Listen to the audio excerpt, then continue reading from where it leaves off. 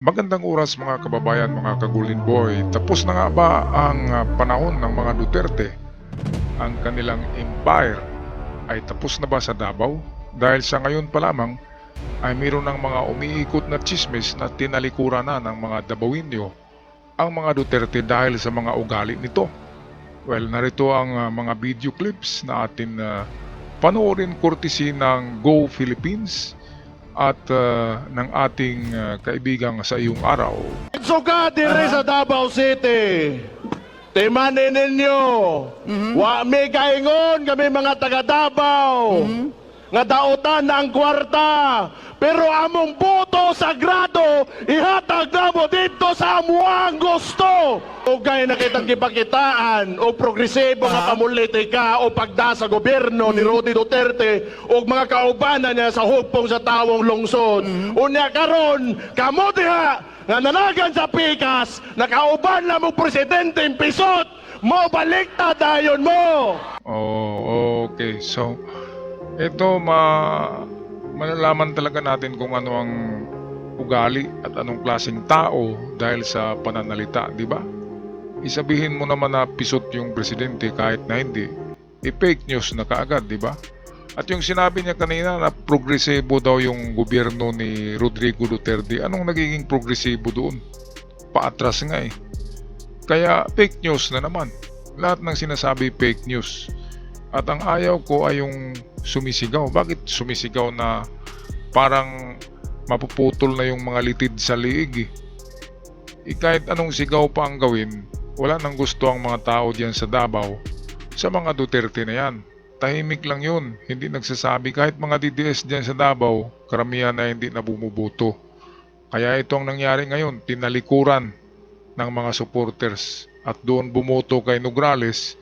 Kaya ngayon pa lamang ay umaapaw na sa social media, sa Facebook, sa Twitter, ang mga congratulations na nagsasabing congratulations kay Nograles for winning as mayor sa Davao City. Kaya tapos na talaga ang era, ang period nitong mga Duterte. Balik tayo sa video courtesy ngayon ng Sa Iyong Araw.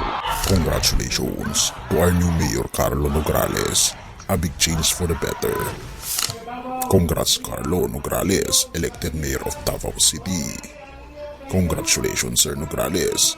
God knows everything about your plan in Davao City. Carlo Nograles, Mayor. Migs Nograles, Congresswoman. Congratulations in advance Mayor Nograles. Mabuhay ka, Mayor Carlo. Carlo Nograles, panalo na sa Davao. Mga taga Davao, nag-congratulate na kay Nograles. Ito mga kababayan kung parehong panalo itong magkakapatid na Nograles, ang isa ay congresswoman, ang isa ay mayor. Kaya kung parehong manalo, wala na sa pwesto ang mga Duterte. Di ba? Kaya katapusan na. Meron talagang katapusan kahit anong imperyo sa mundo, sa history of empires. Kahit Roman empires bumagsak, yung Napoleon empires bumagsak din, even yung kay Alexander the Great na empire ay bumagsak din. Lahat ng imperyo ay bumabagsak talaga. Walang tatagal. At kung meron mang tatagal ay babagsak pa rin kahit ngayong imperyo ni King Solomon, di ba? Yun ay isang ng Diyos. Servant ng Diyos si King Solomon, pero bumagsak pa rin yung kanyang kaharian. Kaya kahit anong imperyo at kaharian sa mundong ito ay walang permanente. Yan ang katotohanan yan. Balik tayo sa ating kaibigang Sa Iyong Araw. Ano ito? Halika, atin itong pag-usapan mga kaibigan.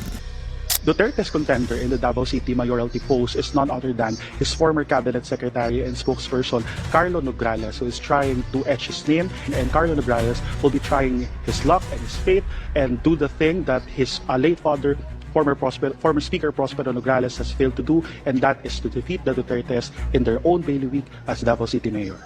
Mayor Carlo Nograles na ba? Bakit may mga pumapati kahit wala pang bilang? Isang congratulations to our new Mayor Carlo Nograles ang umalingaw-ngaw sa mga comment sites, sa social media. Pero teka lang, tapos na ba talaga ang halalan? Tapos na ba ang bilangan? Akala mo simpleng comment lang, pero kung babasahin mo mabuti, may pinapatamaan, may sinasabi, at tila may tinatago. At ang tanong, may tinatago ba? Kaya wag kang bibitaw dahil sa dulo ng artikulong ito, baka ikaw mismo ang mapapaisip. Totoo nga ba kaya ang sinasabi ng mga Dabawenyo? Bumati ang masa, pero may nahuli ka ba? Panalo na si Nograles, anin ng ilan, may emojis pa, may saya, may tila sigaw ng tagumpay. Pero teka, bakit may bumabati kung hindi pa tapos ang botohan? Hindi kaya may gustong iparating? May gustong baliktarin? May gustong basagin? Ang tanong ay hindi lang kung panalo na si Carlo Nograles. Ang tanong, bakit may ganong kumpiyansa? Baka kasi may alam sila na hindi pa natin alam. Tama. Ang mga taga Davao ay alam nila underground kung ano ang nangyayari.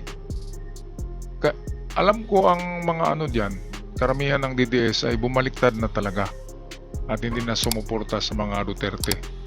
Kaya ito na ang katapusan ng kanilang paghahari. At ang kanilang tanging pag-asa na lang ngayon ay si Sara Duterte. Kung hindi ma-impeach ay pwede pang makatakbo as president sa 2028.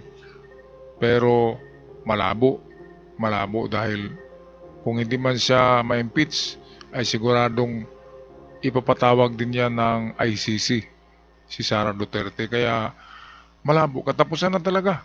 Ito talagang sasapitin ng mga taong sobrang bilib sa sarili, kinukutya ang Diyos, pinagmumura ang Diyos, pinagmumura ang mga tao, pinagbantaan ng mga tao.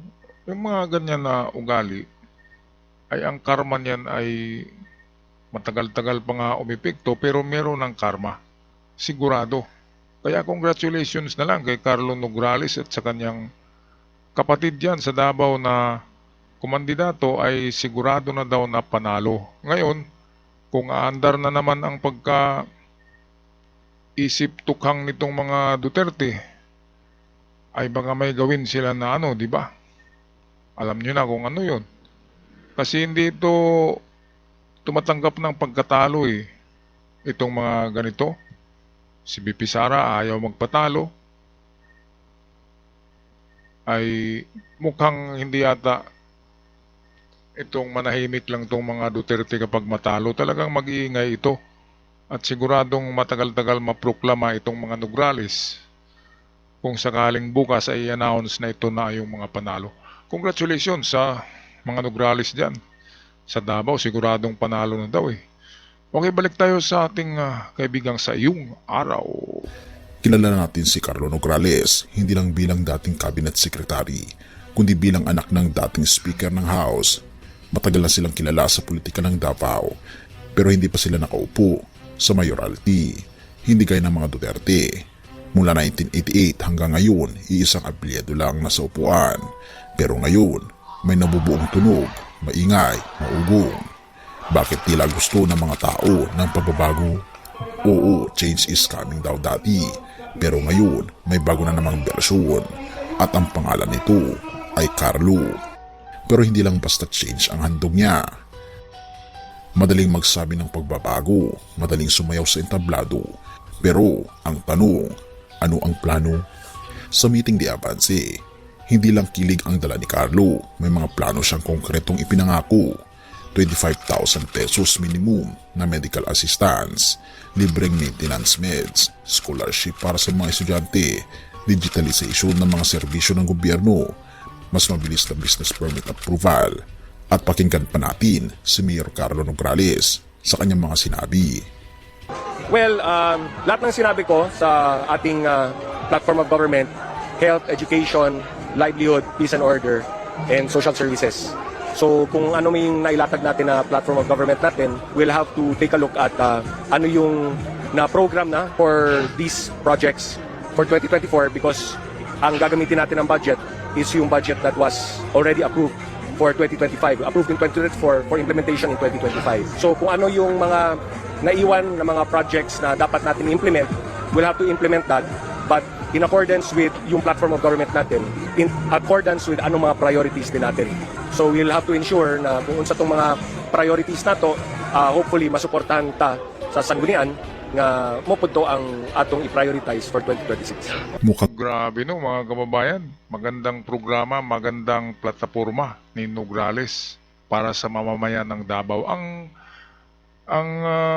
Nagpabilib lang sa akin ng husto ay hindi natakot, di ba? Hindi natakot sa mga Duterte. Hindi natakot sa mga tukhang-tukhang. Alam niya na talagang mga mga ano bang tawag natin dyan na pamilya. Lahat ay mga matatapang, maisog. Kaya delikado ang buhay ng mga kalaban, di ba? Pero ang mga Nograles ay matagal na daw yan na pamilya ng mga politiko sa Davao, kaya sanay na sila sa mga ganyan. At lalo na ay kilala nila ang mga Duterte. Kaya ito, mukhang panalo na nga. Kaya congratulations muli kay Carlo Nograles. At sa kanyang mga kalaban ay better luck next time. The cowboy will live another day. Yun ang kasabihan. Ang magaling na cowboy ay nabubuhay pa kinabukasan. At ang matapang na cowboy, yung magipag-draw ay dalawa lang ang pupuntahan. It's either manalo or will be buried 2 meters underground or 6 feet underground. Okay, so napakatapang nitong mga Nograles. Grabe, no? Wala talagang lalaban dyan sa mga Duterte noon eh. Ngayon lang mayroong lumabas na matapang. Kaya bilib din ako sa pamilya na ito ng mga Nograles. Okay, so balikan natin ang video, kurtisin ng Sa Iyong Araw. may plano, pero sapat ba ito para talunin ang isang pangalan na dekada nang nakaupo sa Davao? Pero si Duterte yun. Oo nga, pero nasaan si Duterte ngayon? Detained, dahig, ICC, Crimes Against Humanity. Baka hindi pa tapos ang eleksyon, pero sa mata ng iba, tapos na ang panahon ng mga Duterte. Pero teka, si Baste, Paulo, at Omar Duterte ay tumatakbo pa rin. 5 miyembro ng pamilya ang sumasabak sa halalan. Kaya ba ni Nograles narating silang lahat? Sabay-sabay. Grabe, no? 5 ang kumandidato ngayon sa pamilya ng mga Duterte. Grabe, dynasty talaga eh. Kaya kung ako si PBBM, ay pagigtingin ko yung batas sa dynasty. Yung mga magkapamilya na kumandidato, dapat pagbawalan talaga yan. Lalo na parehong lugar, di ba? Okay lang kung medyo di ba? Ibang rehiyon. Iparehong lugar eh. Kaya dynasty talaga. Dapat gumawa ng batas na bawal ang ganyan. Na 5 sa isang pamilya kumandidato. Grabe, sobra-sobra talagang sakim sa sa kapangyarihan at pwesto. Grabe. Pero ito, nasisilip na natin na talagang panalo na itong si Nograles sa mata ng mga taga Davao. Kaya kung may mangyayari man na bukas nakakaiba ay medyo merong galawan na ngayon na ginawa. Kasi dapat bukas ay Nograles na ang iproklama eh. Pero kung tatagal pa ang proclamation na yan, so ibig sabihin ay merong galawan, merong pagmaniobra. Okay, so ito, tapusin natin ng video ngayon. Ito'y video courtesy ng ating kaibigang Sa Iyong Araw. Kaya nga may tanong, anong nangyari? Bigla na lang may mga bumabati, may umaasa, may nagagala, na tila daw na di umano'y matatapos na raw ang anomalya, na di umano'y malalantad daw at mabubunyag na ang mga lihim sa Davao. At welcome na ba sa bagong Davao? Pero may problema, hindi pa tapos ang halalan. Pero tila tapos na ang tiwala ng ilan sa dati nilang sinusuportahan. Bakit nga ba? Dahil siguro napagod na sila. Yan ang katotohanan. Talagang nakakapagod ang ganyan. Dahil nakikita natin na wala talagang progresibo na sinasabi. Na progresibo daw yung pamamahala ni Rodrigo Duterte. Sabi ni Baste kanina, ano bang progresibo in taon, kaluoy? Di ba mga kababayan? Ano bang progresibo? Baka progresibo yung pagtukhang, no? Parami ng parami. Okay, kaya kung anong inyong mga salubin dyan, mga kababayan, mga kagulinboy, feel free to comment down below sa ating comment section, at sa mga bago pa lamang napadaan sa aking channel, huwag kalimutan mag-subscribe para palagi tayong updated at malaking tulong sa mga content creator na kagaya ko. Hanggang sa muli, God bless us all at ingat ang lahat.